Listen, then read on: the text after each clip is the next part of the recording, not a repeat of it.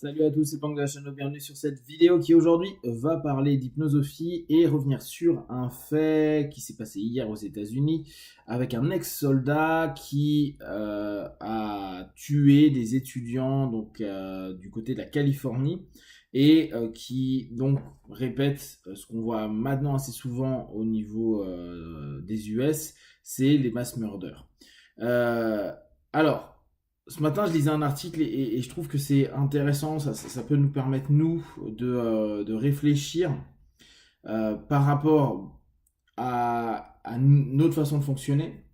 par rapport aussi à ce qu'on est en train peut-être de mettre en place au travers des jeux vidéo. Je reviendrai dessus un petit peu plus tard. Et pour que on puisse aussi percuter ce que peuvent faire des PTSD, donc des stress post-traumatiques, pour certaines personnes, notamment qui reviennent de l'armée, donc de zones de conflit, dans lesquelles ils sont restés quand même un certain temps. Euh, alors, l'élément que je trouve intéressant, c'est que le psy de l'article que je lisais expliquait que, bien sûr, c'est minoritaire, les militaires qui reviennent et qui passent à l'acte à tuer du monde. Euh, Maintenant, il dit que c'est quand même une proportion, même si elle est minime, ça reste une réalité. Et il expliquait en fait que tirer pour ces militaires-là, c'est une réponse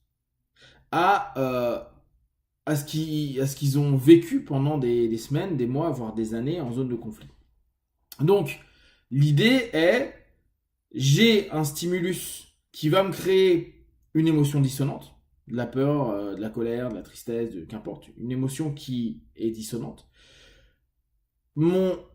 réflexe qui va se conditionner petit à petit, donc le pattern que je vais créer est, au cas où, je vais tirer, je vais lancer des munitions, parce que ça peut être, surtout si c'est en zone active de conflit, ça peut être une attaque, ça peut être une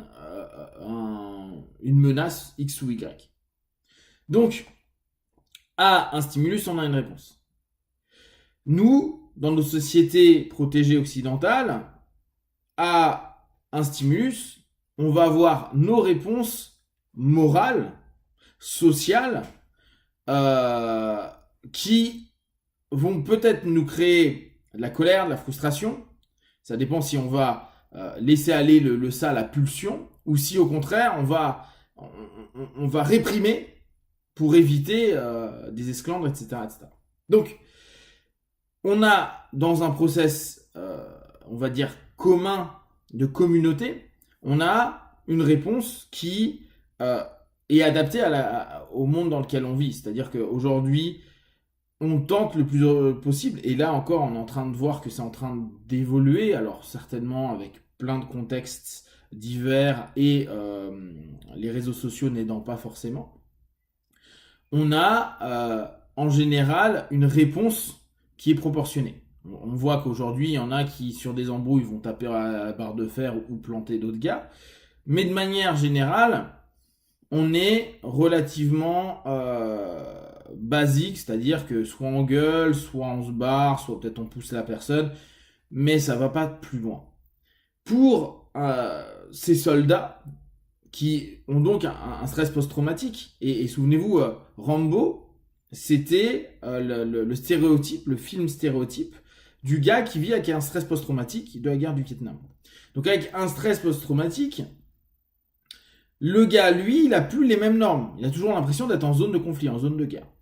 Et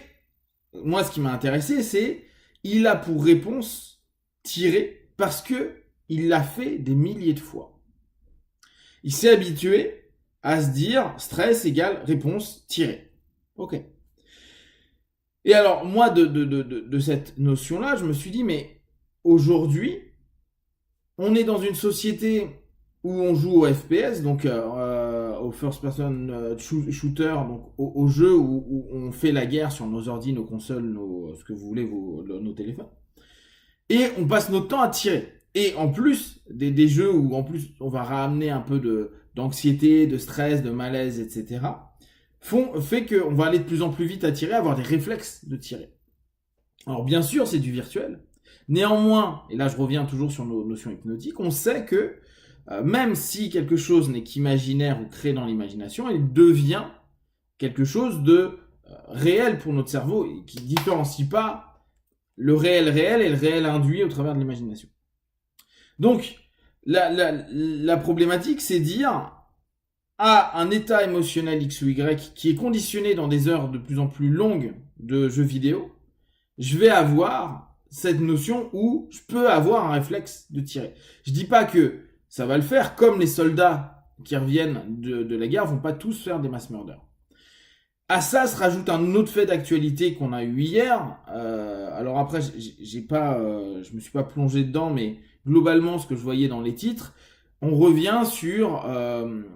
le fait qu'il y ait des gamins qui se fassent emmerder à longueur de temps, qui sont un peu les victimes d'autres gamins, et que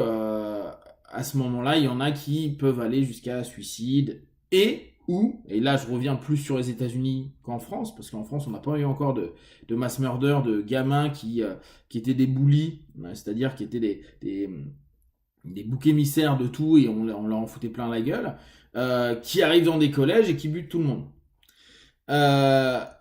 Pour autant, si on associe les deux éléments, et je me souviens dans Bowling for Columbine, il disait ouais c'était un gamin qui joue beaucoup au FPS, donc au jeu de tir, et qui bon, aux États-Unis c'est plus facile d'avoir des armes, mais qui à un moment donné a fait un FPS pour de vrai.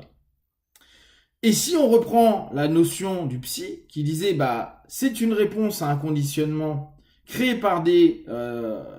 dissonances émotionnelles et cognitives à ce moment-là, bah l'acte peut créer un acte de violence. Ce qui fait que nous, en tant que chanceux qui vivons dans un monde occidental apaisé et pacifiste, pacifiste peut-être pas, mais pacifique pour l'instant, il est hyper important de se rendre compte de l'impact, même si c'est 1% des soldats qui vont péter des câbles, et encore le gars disait c'est 0,01% qui pètent des câbles, bah c'est la même chose pour nous, sur l'ensemble des gamins qui jouent en excès, hein, parce qu'on prend pas le gamin qui joue un petit peu, mais qui joue en excès, et qui, je dis gamin et adulte, parce que aujourd'hui on est tous concernés par les jeux vidéo, moi je suis une génération qui a grandi avec ça,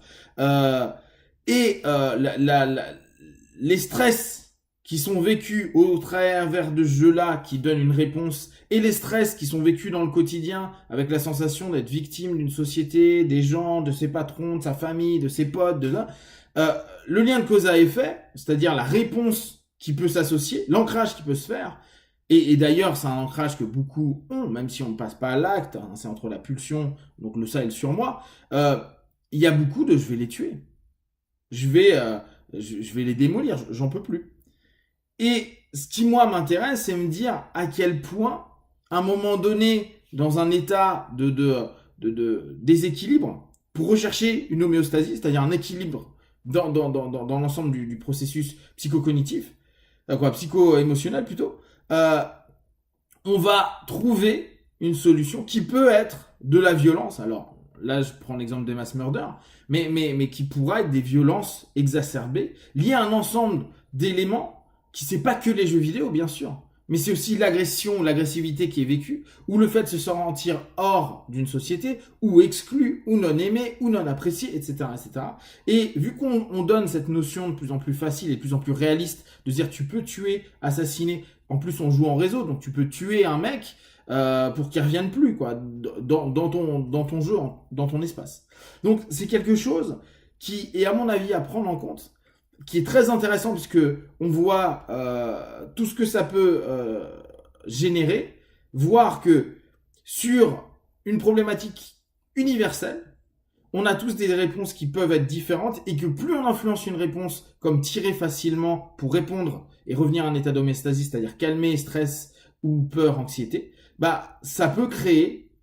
sur un pourcentage minime des conséquences comme des mass murders, des personnes qui partent un peu en vrille. Si vous avez des questions et des remarques, partagez sur Facebook, YouTube, j'y répondrai le plus rapidement possible. Et comme d'habitude, de tout ce que je propose, ne prenez que ce qui est bon et juste pour vous. Testez, observez, analysez et concluez. Be one, ciao.